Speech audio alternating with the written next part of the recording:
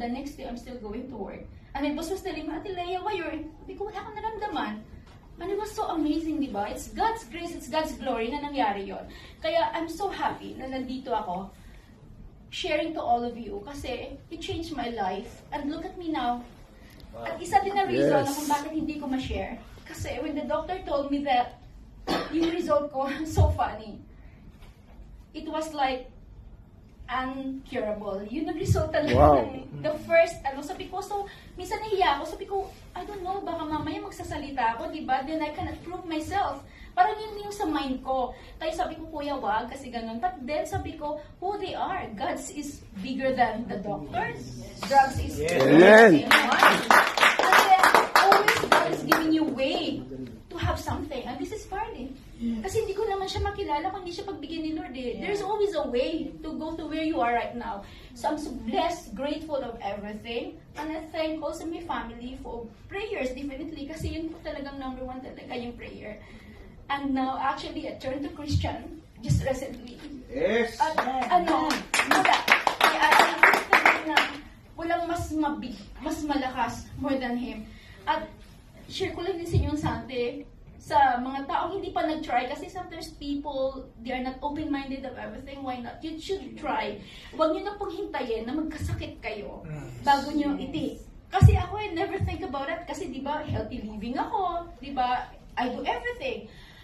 But then, ang number one din nangyari, siguro because of stress. Kasi, di ba, work. Then, ang anak ko nandito, as a single mom, I'm looking after him, lalaki pa, pasaway. So, parang yun talagang naramdaman ko.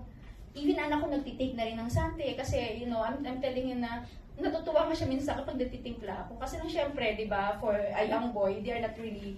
But then, he's a member. He's a franchise member her. At saka ano na rin siya, ED na rin siya. So, I have 2 EDs already. At hindi pa ako, hindi pa ako, hindi pa ako ganun ka-focus. I wish na kasi I plan to go for good. I wish na talagang mag-focus ako to Philippines kasi may franchise din ako doon. And I have a lot of members in Philippines as well.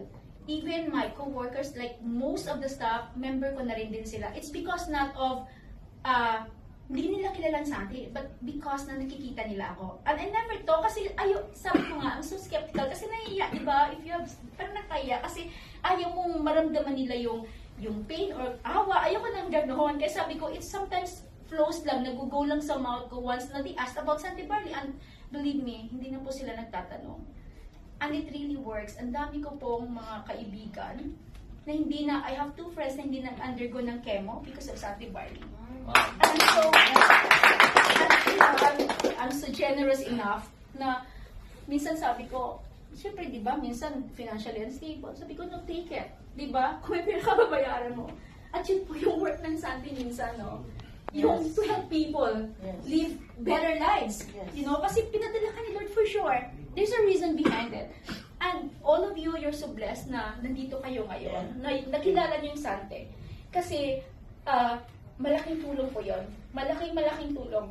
At sana yung share ko sa inyo ngayon will give, you know, open mind sa ibang tao, sa family niyo na you should try actually.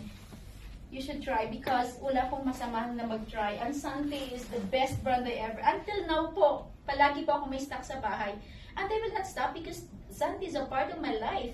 You know, Sante, God gives Sante to me. At hanggang ngayon, 2-3 days, 3 times a day pa rin ako. Parang akong religiously, pagising pa lang, Sante Barley na before going to work. And it's every day before sleep, sa Sante din ako. Kaya alam ni Kuya, may stocks ako sa bahay. So, yun lang po. I hope na makaka-open mind po sa mga tao and makatulong din sa inyo. Pasensya na po din sa inyo kasi it's been a long time na gusto nila akong mag-share but then medyo nga ako talaga. So, but okay, I'm going to show now the latest me and this is now. Ay, wala na. Okay, hindi na ano. So, yun lang po. I hope it gives encouragement to everybody. At sana po, i-share nyo po sa family nyo at huwag po kayong magdalawang isip dahil po, hindi lang po for your health, it can also help your business at the same time. Kasi ako po, medyo malaki-laki na rin yung commission ko without working hard, without working hard.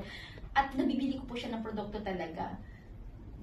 As in every month, minsan nga nagugulat lang ako dahil I have a lot of members then. And that member, hindi nga sila, users lang sila. So kuya, I hope na one of these days, I will work hard now kasi maybe this is my last year in UEA. Hopefully in God's will. And thank you so much for everything sa Sante family. And then sa inyo din, lalo na kay kuya. So this is me, Leia, and I'm on grass. Thank you so much. Yes.